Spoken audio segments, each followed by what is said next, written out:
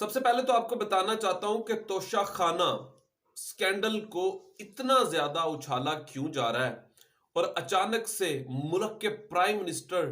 میاں محمد شہباز شریف صاحب بیمار کیوں ہو جاتے ہیں اور ساتھ ہی رانا ثناء اللہ صاحب کو بھی ایک ہفتے کے لیے ریسٹ کا کیوں کہا جاتا ہے، یہ تمام چیزیں آج کے اپنے اس ویلاگ میں آپ کے سامنے رکھنے جا رہا ہوں۔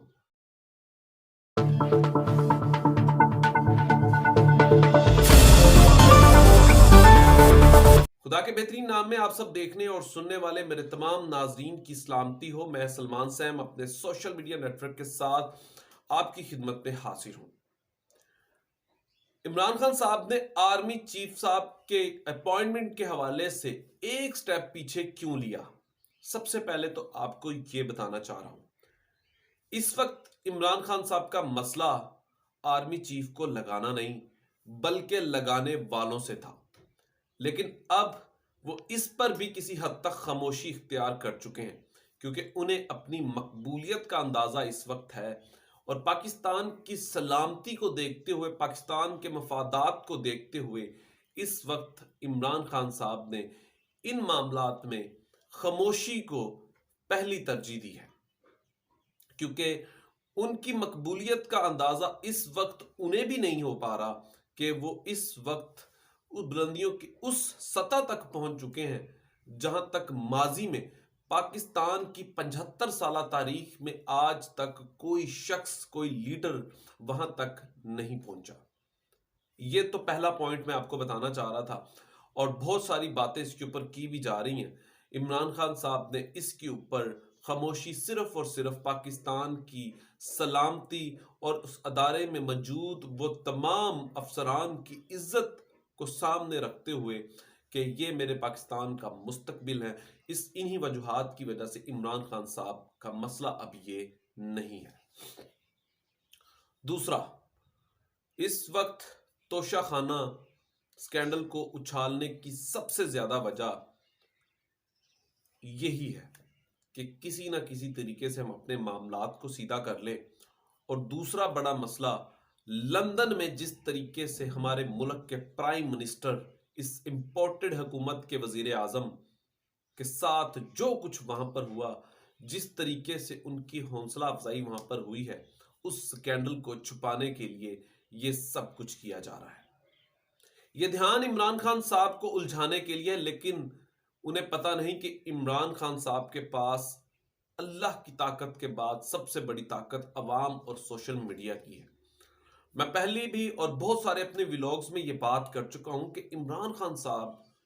کے پاس جو طاقت ہے وہ 1 یا 1.5 گھنٹہ، حد 3 گھنٹے کے اندر اندر وہ تمام سکینڈلز کو اڑا کے رکھ دیتے ہیں۔ ان کے لوگ وہ اتنے ایکٹیو ہیں کہ وہ بغیر پیسوں کے اتنا کام کر رہے ہیں۔ مسلم لیگ نون میں بہت سارے لوگوں کو مبینہ طور پر یہ اطلاعات ہے کہ پیسے دے کر ہائر کیا جاتا ہے، لیکن پاکستان تحریک انصاف میں ایسے لوگ ہیں جو اس کو اپنا کام سمجھتے ہیں، اس کو اپنی ذمہ داری سمجھتے ہیں کہ وہ ہر حال میں عمران خان صاحب کا دفاع کرتے ہیں۔ یہی وجوہات ہے جس کی وجہ سے یہ سکینڈلز کو بار بار اچھالنے کی کوشش کی جا رہی ہے۔ اگر توشہ خانہ سے اگر عمران خان صاحب نے ان تحائف میں سے کسی چیز کو بیچ بھی دیا ہے تو یہ ان کا مسئلہ نہیں ہے، کیونکہ پاکستان کے قانون کے مطابق، جو مجھے جہاں تک میری اس ناقص سے علم کے مطابق، آپ کچھ پیمنٹ ہوتی ہے، اس کو پے کرنے کے بعد وہ گفٹ اپنے ساتھ لے جا سکتے ہیں۔ اس کے بعد محمد بن سلمان کے ساتھ ان کے ریلیشن کو خراب کرنے کی کوشش کی گئی، لیکن ان عقل کے اندھوں کو یہ نہیں پتا کہ ان کی انٹیلیجنس رپورٹس ان کے ٹیبل کے آگے پڑے ہوتی ہیں کہ پاکستان کا سب سے ایماندار لیڈر اب تک کون ہے۔ ایک ایک چیز ان کے پاس پڑی ہوئی ہے۔ وہ آپ کی باتوں میں کبھی نہیں آنے والے کیونکہ وہ آپ سے 10 درجے زیادہ عقل مند ہیں۔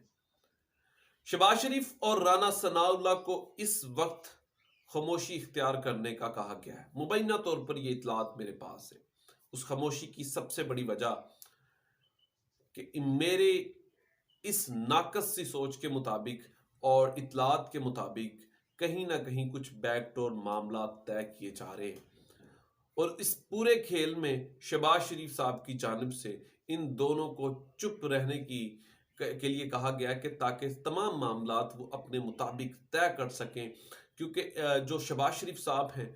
ان کے پاس اس طریقے کی کیپیسٹی نہیں ہے کہ وہ کسی کے ساتھ لڑ سکیں، کوئی بیانیہ کریٹ کر سکیں، کیونکہ وہ ہمیشہ درمیانی چال چلتے ہیں۔ تو شہباز شریف صاحب کو اس لیے پہلے وہاں سے آنے نہیں دیا گیا، اگر وہ آئے تو وہ یہاں آ کر ان کے کووڈ